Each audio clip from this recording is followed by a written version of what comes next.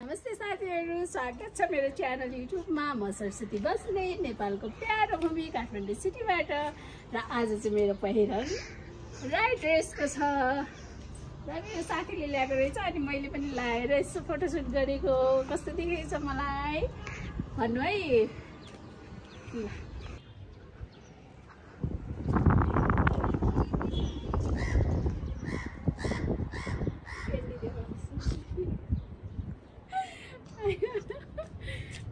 साथीहरु, आजको ब्लग चाहिँ यहीँबाट स्टार्ट भइरहेको छ। दिनको 2 बजेदेखिबाट मैले चाहिँ ब्लग स्टार्ट गरिरहेको छु।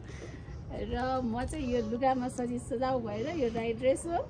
यसलाई पटुका भन्छ, यसलाई चाहिँ चोली भन्छ, यसलाई चाहिँ नौगेडी भन्छ, यो बुलाकी हो, अनि यो चाहिँ हो फुल्ली, यो हो सिरबन्दी।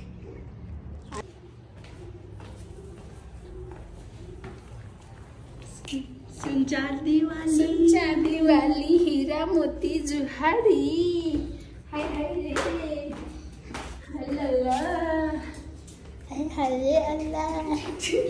साथीहरु, म चाहिँ नुहाइधुवाइ सिधै फोटोसोटो खिचेर अनि साटसुट नुहाएर अब चाहिँ खाजा बनाउने तयारी।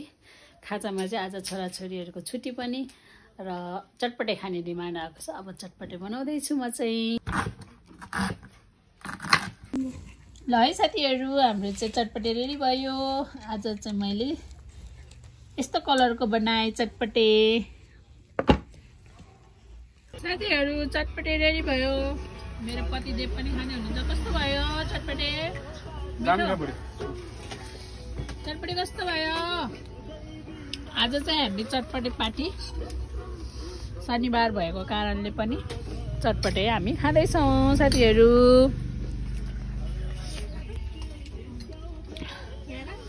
पिरो पिरो मिठो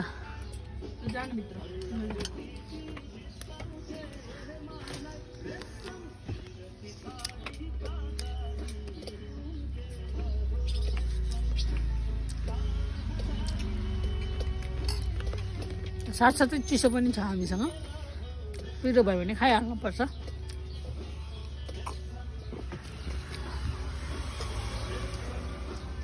आज शनिबार चाहिँ मान्छे धेरै आउँदैनन् दिउँसो, अनि त्यही भएर हामी चाहिँ पसलमै सबैजना रमाइलोसँग खाएको। कोही गीत सुन्दै, कोही मस्ती लिँदैछ गीतको।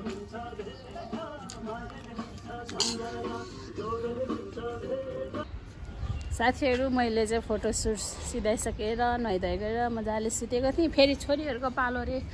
अब यी छोरीहरूले चाहिँ फेरि फोटोसुट गर्दैछन् ड्रेस लाएर। र आजको यहाँको माहौल चाहिँ यस्तो छ, हावा चलिरहेको छ। यस्तो छ साथीहरु। यतातिर चाहिँ यो चाहिँ मेरो काका ससुराले लसुनहरू अनि यो टमाटरहरू रोप्नु भएको छ। कति मजाले यता त छन् लसुनहरू, एकदम ठुलो भइसकेको छ। कति मजाले आएको छ। यसरी क्रेटमा चाहिँ मेरो ससुराले चाहिँ मेहनत गरेर रोप्नु भएको छ। यहाँ चाहिँ फोटो टिकटक गइरहेछ यहाँ दिपिकाको। यहाँ छ रमाइलो भइरहेछ साथीहरु। हाम्रो घरमा चाहिँ अपार घाँस छन्। सबैजना अपार छन्। यहाँ चाहिँ यो कागती पनि फलिसकेको छ। कागतीको बोट चाहिँ कति राम्रो भएर आएको छ। अरू चाहिँ सुकेको छ, मौसमको कारणले पनि होला। अब फेरि नयाँ पलाउँदै आएको छ। यस्तोमा चाहिँ यो प्लान रोपेको थियो। मेरो यो चाहिँ सासूमाले रोपेर जानुभएको थियो।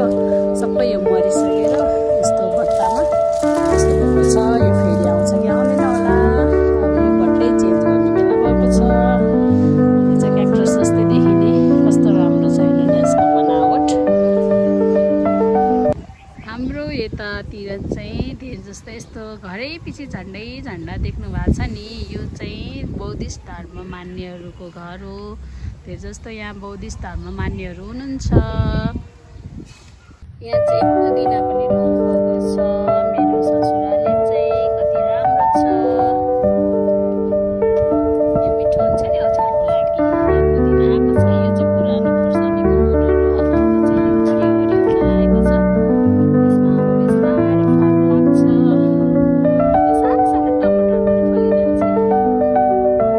साथीहरू मैले यो टाउकोमा लगाएको चाहिँ यो भन्छ यसलाई ढाकाको पछ्यौरा।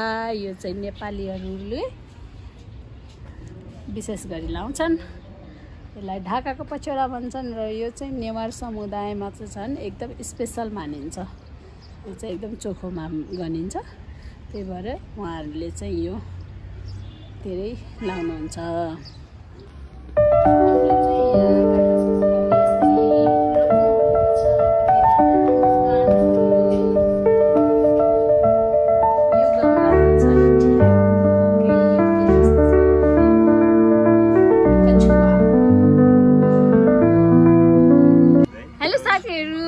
देवर आउनु भएको छ इन्डियादेखि।